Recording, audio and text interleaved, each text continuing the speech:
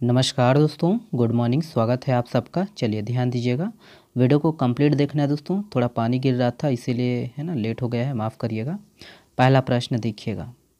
देखिए, किस जिले के जिला अस्पताल प्रदेश का पहला जिला अस्पताल है जहां 6 करोड़ 49 लाख की लागत से एमआरआई मशीन स्थापित की गई है? यहाँ पर ऑप्शन है, देखिएगा। करेक्ट आंसर है ऑप्शन नंबर बी है कांकेर। ध्यान दीजिएगा, कांकेर। चलिए डिटेल से देखिएगा। ध्यान देना है कि हाल ही में मुख्यमंत्री भूपेश बघेल ने कांकेर के जिला अस्पताल में दोस्तों एमआरआई मशीन का जो है शुभारंभ किया गया है। और याद रखना है कि कांकेर जिला अस्पताल प्रदेश का पहला जिला अस्पताल है जहां 6 करोड़ 49 लाख की लागत से एमआरआई मशीन स्थापित की गई है। ध्यान दीजिएगा।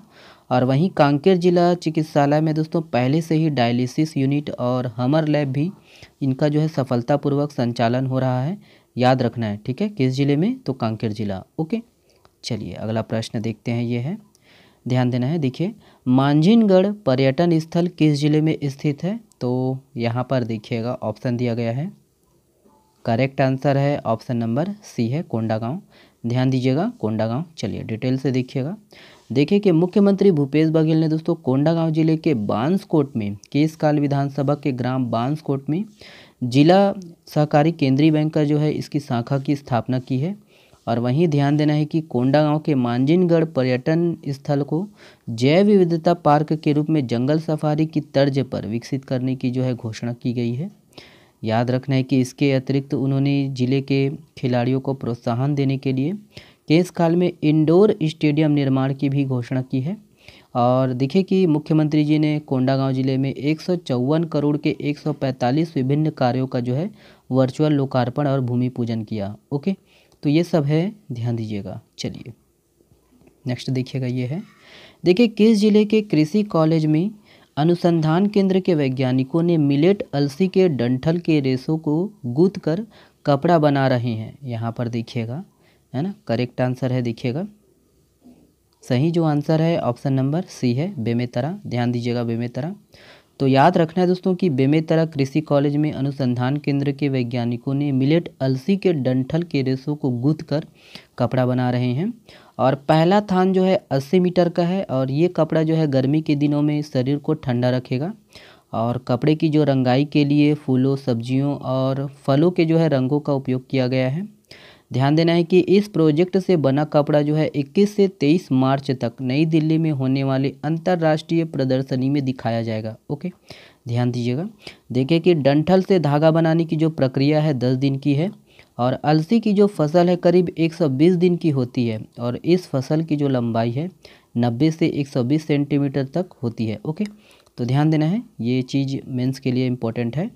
चलिए ये वाला प्रश्न देखिए, किस जिले में 74 किलोमीटर लंबी रेलवे लाइन के बीच हाथियों के लिए ओवरब्रिज व अंडरपास बनाए गए हैं? तो यहाँ पर देखिएगा ऑप्शन दिया गया है। करेक्ट आंसर है ऑप्शन नंबर सी है, रायगढ़। ध्यान देना है, रायगढ़। तो ये हाथियों के संरक्षण के लिए ये इम्पोर्टेंट है, ध्यान देना है, ठीक है।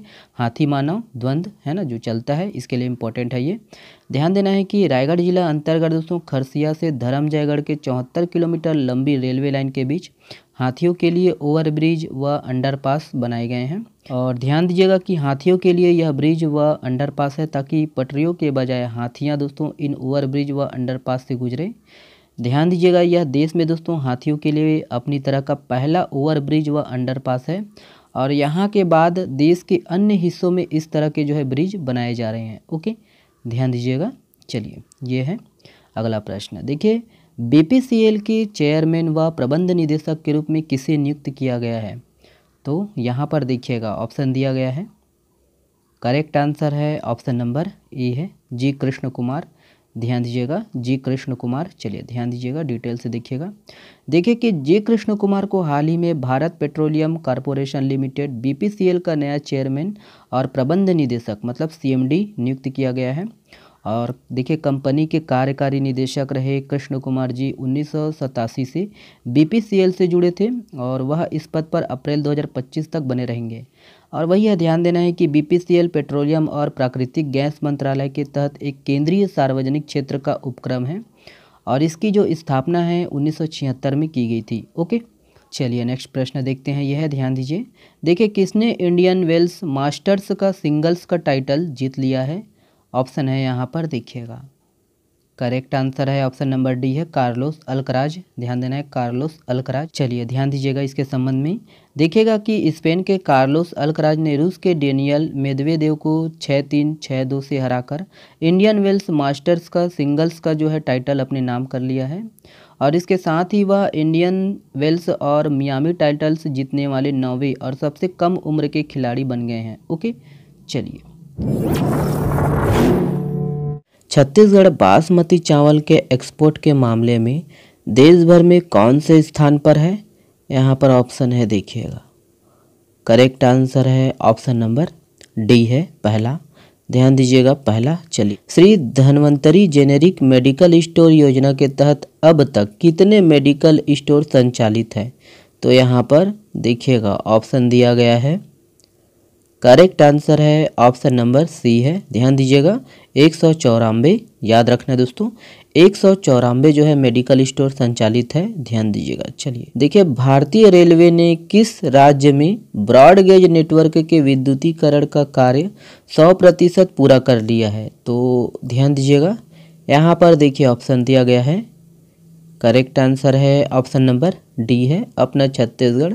ध्यान दीजिएगा छत्तीसगढ़। देखिए, किस कंपनी को राष्ट्रीय स्तर पर 16वें water digest world water awards 2023 पुरस्कार प्रदान किया गया है? ऑप्शन है यहाँ पर देखिएगा। करेक्ट आंसर है ऑप्शन नंबर ई है ACCL। ध्यान दीजिएगा ACCL। चलिए, ये वाला प्रश्न आप लोगों के लिए है। इस प्रश्न का जवाब आप लोग को देना है कमेंट्स बॉक्स में। देखिए कि छत्तीसगढ़ में पहली बार थर्ड जेंडर के लोगों को कितने रुपए पेंशन दी जाएगी? यहाँ पर ऑप्शन है, ऑप्शन को देखकर कमेंट्स में इसका जवाब दीजिएगा। चलिए, बहुत बहुत धन्यवाद दोस्तों वीडियो को देखने के लिए।